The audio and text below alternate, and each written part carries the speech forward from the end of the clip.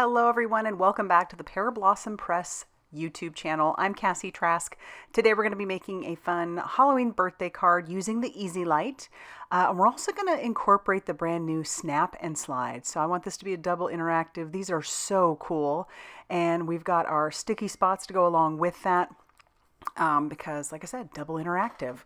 We're going to be using the Slide and Spin from Trinity stamps because again, need the little slide channel, and these are perfect for that.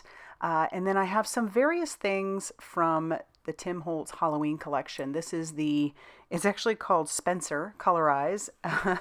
Love that little skull. I've had it in my collection for quite a while. We also have the Halloween worn wallpaper scraps. A couple other things I'll show you later. And then I don't actually use the Distress grit or the washi paper or tape, but I do end up using some of those Snarky sentiments, so it's going to be fun. So I'm going through this pack of paper. They're all gorgeous, and I found the one I want, so I've set that off to the side, but this is a fun pack to have. I'm going to be using this over and over and over again, and I just love it. I do want to build a scene, but I am going to have our main focal point be this Colorize Spencer die. What I like about the Tim Holtz dies, if you've never used them before, is that on the back it'll give you a color option, and then it can be intimidating to look at all those different dies and see that you need to die cut all those different pieces out. What I'm going to do is make it pretty simple on myself. I'll die cut the one main image in black, and then I die cut the rest of the images out using white, and I'll put that onto my waffle flower grip mat.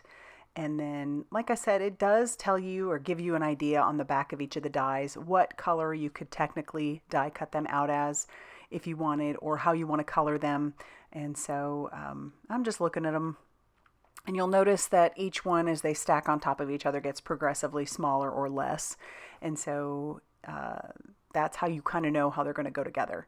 But you can also use the packaging. That's fun too, just to kind of get an idea. And so as you can see, I have those 4 extra pieces just on my waffle flower mat. I'm going to start off by using a hickory smoke ink. We're going to do that as our next layer on top of the black one that we're going to do. And so I'm just inking that up. And just know that your colors will dry back a little bit. You don't have to worry about it looking so splotchy if that's a concern for you. It typically will dry back a little bit more. This next color is pumice stone. I thought that would be a fun one to go on top of the hickory smoke. And this next one is Lost Shadow. And then our final color that we're going to use is, goodness, I don't think I wrote it down. But it's the one cream color that's in there. If I can remember it, I will leave it in the description box down below.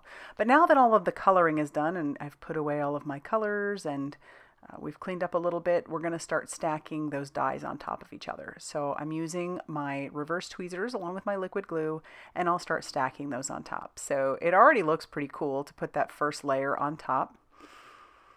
And like I said, yeah, it can be a little intimidating when you look at these dies and see how many of them there are and how many that need to stack on top of each other. But in the end, this ends up being almost like a chipboard piece. It's thick enough that it's just like a substantial piece. And I always love holding them and looking at them and then just kind of making little scenes with them for sure. So our next color is that next lighter one. And again, I'm using my packaging to make sure that I'm putting everything on top of the right piece or right, it's going exactly where it needs to go. And then we've got our cream colored piece. And then if you notice up in that upper right hand part of the screen, I've got a few white pieces. Those are going to be our last pieces that we put on top. So yeah, just making sure that I'm putting this down correctly. The way it just comes to life with each, layer that goes on top, they're so neat. And they're just kind of funky. I love them. These pieces I want to make sure I'm putting on correctly. There's 3 of them, and it's going to go on the most prominent part, where that would look like it's raised up, parts of his nose, around his eyes. It's that nice highlight. And then we have those 2 pieces that are going to go over his teeth. to really make those pop a little bit more. And I'm just making sure, like I said. But once he's put together, you'll see how neat he looks. This is an older die set, and like I said, I've had it for a minute, haven't had a chance to use it yet, so I was super happy to pull this out and play with it this time. And now I just want to make a bunch more Halloween things with it, whether it be tags or bookmarks or whatever the case may be. I just think he's cute. But there he is, he's done, looks great, and he's going to go well on my scene. Now, because all the pieces that I've picked are fairly big, I'm going to go ahead and make this a 5x7 card. So I'm cutting down my cream cardstock to be 7 inches by 10 inches, and then I'm going to score that at 5 inches. This is going to be a top folding A7 card. Originally I was thinking I could make it side folding, but it's going to have to be top. And then just kind of going through my things. These are the other things I didn't show you. Those are the transparencies, and then we also have some ephemera, both from the Halloween line. And these scraps are what I cut off of that cream cardstock. I'm going to end up just using this for our flooring at the bottom. Like I said, I want to make a scene. And so we're going to build up this piece. So yeah, it's cream colored. I don't want it to be bright. I don't want it to be cream. So we're going to start by using some brown. This is some walnut stain, and I'm blending that on with some blending buddies, just going all the way across. I almost want it to look like a countertop, I guess. And so yeah, that's way too brown, way too bright. I bring in some bundled sage is the next color, and putting that over the top, or no, this one's peeled paint. Yeah. At first, after I put the peeled paint on and I saw how neon it looked, I thought, ooh, I probably should have gone with the bundled sage. But I work with this, so it's way too bright. I want it to kind of match that green that's on the wallpaper piece, and it's way too bright. So I do end up bringing in, after I've inked up the edges with that peeled paint, I do bring in this Distress Spritz in Walnut Stain. And if you've never used those Distress Spritzes, they're a lot of fun. They add a little bit of shimmer. And once I dry this back, this looks a lot more like what I was going for. But I love the layered look of it. It definitely looks like some very worn countertop. And I think it makes the leaves in the wallpaper pop a little bit more. So we're going to start putting our panel together. I'm going to use some liquid glue to adhere down what I'm calling the countertop. And we're not going to adhere this down to our card base just yet, because we need to work off the panel. And bringing in the different pieces that I had picked out. I don't end up using that transparency, but I do want this to look like a little bit of a scene back there where we've got like the prescription druggist on the wall, different pieces, just some of them are small, some of them are big, almost like an apothecary might look. We bring in our slide and spin, and then I'm going to stick this down onto our panel, and then we'll run this through our die cutting machine. But our bug is going to be what kind of crawls back and forth along the countertop. We'll save that little piece, but here I'm going to bring in those little snap and slides. They're so cool. And they just snap together. It's not hard to snap them together. It's not hard to take them apart. And they slide super easy. You don't have to worry about things getting caught. They just go so well. And so before I lose the one piece of the wallpaper, I'm going to go ahead and put the channel back in, just using a little bit of liquid glue, and then I can peel back the panel. But this way, just in case the bug doesn't completely cover, when he goes back and forth, I want to make sure that it still looks like it's the wallpaper. So yeah, he's going to slide and he's going to spin once I do finally put him down. But before we put him down, before we put just about anything down, we're going to go ahead and use one of these little ink blending brushes. These are new. And I'm going to ink using some of that walnut stain. This one's vintage photo. We're going to ink up the edges of all of our pieces just to age them a little bit more, make them look a little bit more weathered. And then we'll do the same thing with these little flowers. We're going to put those behind the skull. I think it's fun that it has the name Spencer. So we'll use liquid glue to adhere this down.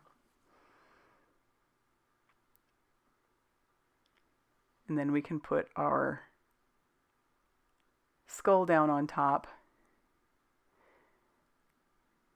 I am going to poke holes through him later, but for now, we'll just put him down. Inking up those edges again. Sometimes you can bring the ink right to the paper. That looks pretty good too. And then we'll put down our prescription druggist sign. We've got these two little pieces. I'm just going to stick those down as well. Adds a little bit more interest to the back. And then we have these other three pieces that we're going to put down also. And I like to make things going off of the page when you're building up a scene. It just gives you the impression that it actually is a part of the scene and that there's more going on outside of your panel. All right, so we'll glue this one down and it'll stick off the edges. And then we'll glue this one down as well. And finally this one. And there are so many pieces in these ephemera, so you can have a really good time making all kinds of stuff. I'm going to trim off those excess pieces, and you'll really see what I'm talking about making it look like it's just a part of that scene, just a moment in time, really. All right. Now we're going to make it light up. So I'm going to bring in the easy lights, and they're usually a package of 5. I think they also have a package of 3. I say get a package of as many as you can get, because once you make a card like this, if you haven't done that yet, you're going to be addicted. It is so much fun. Warning, can be habit forming. There's where that sign comes in, really, on the side there.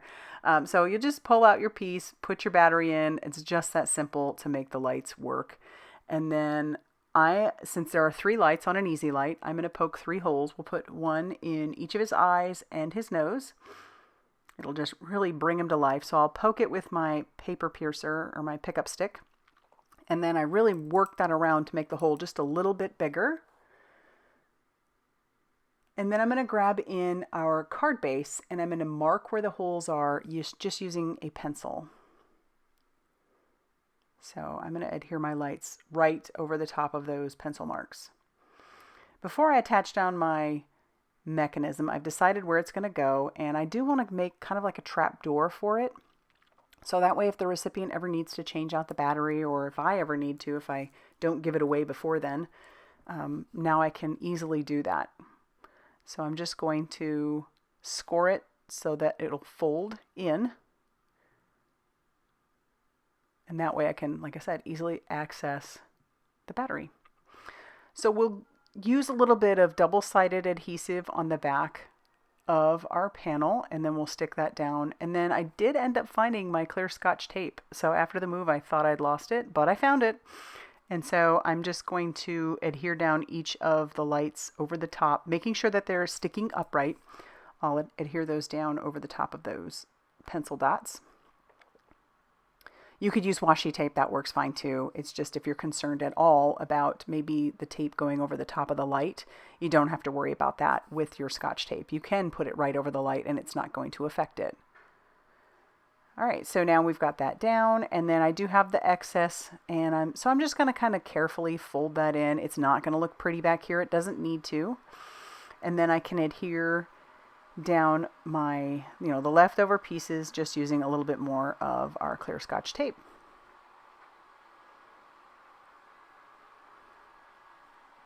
And of course, I'm checking my light the whole time, just making sure that everything works correctly. Okay, and I think it's about time to adhere down our panel to our card base. So what I'm going to do is I'm going to bring in some of that World's Best foam tape. It is the world's best. I have been making cards for well over 2 decades now, and I've used all kinds of foam tapes. This one is the best for a couple different reasons. It easily goes down, easily cuts, and doesn't get gunk on your scissors. The release paper comes off super simple. You don't have to worry about your manicure getting messed up. And then the best thing of all is it's actually, believe it or not, repositionable for the first 30 minutes after you've put your panel down. So once I peel off all this release paper, which you'll see how easy it is to peel off, when I go to put my panel down, if I don't put it down in the proper spot, you can very easily peel it back up and not worry about things getting ripped. But take a look at it. Everything worked fine. I don't need to put it down again. I'm going to bring in those sticky spots and we'll just trim off the one I want.